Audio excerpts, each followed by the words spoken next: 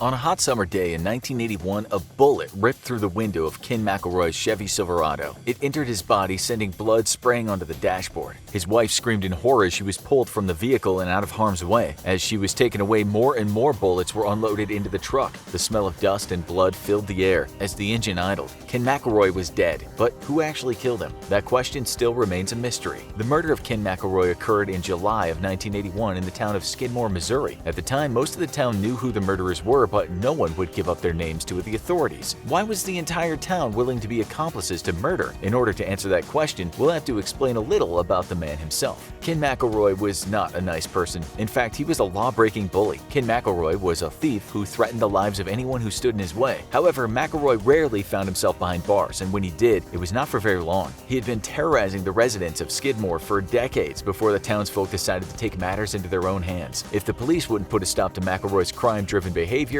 they would. McElroy was born on a farm near the Ozarks. He dropped out of school in 8th grade and never learned to read or write. He got a job early on working as a laborer, which eventually led him to Nottoway County, Missouri. Much to the dismay of its residents, this is where McElroy would put down roots and live the rest of his life. McElroy had no desire to continue working manual labor jobs. They weren't lucrative enough, and he desired to have a life of leisure. The only way he could achieve these goals was through the less than legal means. He started out with small petty theft and eventually moved into the stealing of livestock from the residents of Skidmore. McElroy would wait until nightfall and drive around town stealing other farmers' animals. He could then sell the stolen livestock at auction for a high price and make a large profit. The business of selling stolen farm animals was lucrative, but McElroy needed more money. He supplemented his profits by trafficking hunting dogs, which he had a knack for training. Regardless of what illegal activity he was involved in at the time, McElroy did not like to be called out on what he was doing. When someone confronted him, he lost his temper, and since McElroy was rarely without his firearm, someone would inevitably wind up getting hurt, or worse. It was a relatively common occurrence that Ken McElroy would shove a shotgun into someone's stomach or point it directly at their face when they made him upset.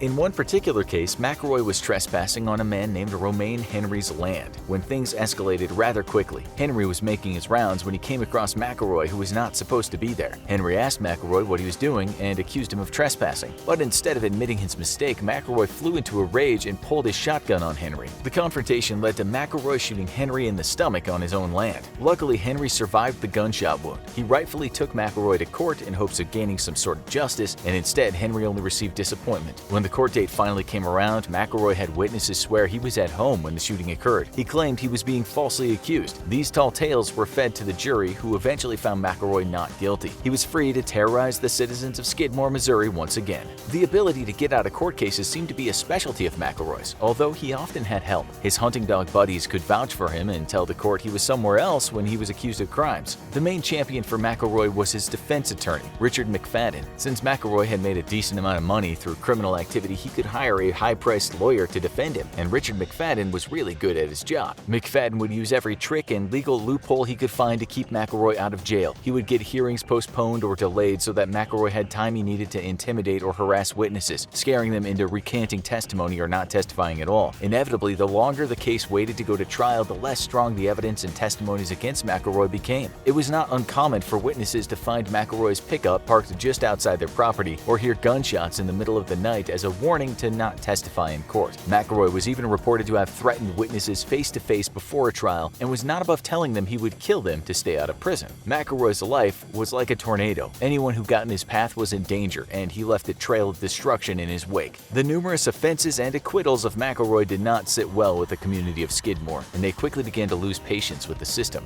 After the end of his first marriage, Ken McElroy married Trina McLeod, who he met when she was 14 years old. The large age gap between the two was already uncomfortable, but when McElroy burnt down Trina's family home in a fit of rage, the town thought he had gone too far. But Trina insisted it was only faulty wiring and McElroy had nothing to do with the fire. Soon after the burning down of her parents' house, Trina became an accomplice to McElroy's illegal activities. She would vouch for him when he got into trouble, saying they were somewhere else together. It was not uncommon for her to accompany her husband on visits to harass people around town. Trina was even said to carry her own firearm just in case McElroy's wasn't scary enough. The beginning of the end for McElroy began in 1980 when Trina went to the grocery store with one of her husband's daughters from his previous marriage. The shopkeeper named Ernest Bo Bowenkamp accused the daughter of stealing candy from the store. This turned out to be a misunderstanding, but McElroy felt his family was attacked and that his daughter was wrongfully being called a thief. So McElroy did what he was good at. He threatened and terrorized the Bowenkamp family both at their their store and at their home. The Bowenkamps told authorities that McElroy would park his truck outside their store for hours, and knowing the stories of McElroy, they were afraid his actions would eventually become violent. They were right. One evening, McElroy took things a step too far. He cornered 70-year-old Ernest Bowenkamp near the loading dock of the grocery store and began arguing with him. The verbal assault eventually turned into a physical one. McElroy pulled out his shotgun and fired at Bowenkamp. The buckshot exploded out of the gun and ripped through Bowenkamp's neck. Realizing that he would have a tough time getting out of this one, McElroy jumped into his truck and sped away from the scene of the crime. When the authorities arrived, they alerted officers in the area to be on the lookout for McElroy. An officer named Richard Stratton spotted the fugitive and chased him down. This was not the first time Stratton had run into McElroy, and he knew the criminal would try to get out of the county as quickly as possible. Stratton captured McElroy before he could make his escape. After his arrest, McElroy contacted his attorney, McFadden, who began to work on getting his client out of jail. The first thing McFadden did was ask for a change of venue for the trial. This way, he could portray Bowenkamp as the aggressor, and the jury wouldn't be stacked with people who knew McElroy and his exploits already. The story that McElroy and McFadden decided upon was that Bowenkamp approached McElroy with a knife in hand, ready to strike.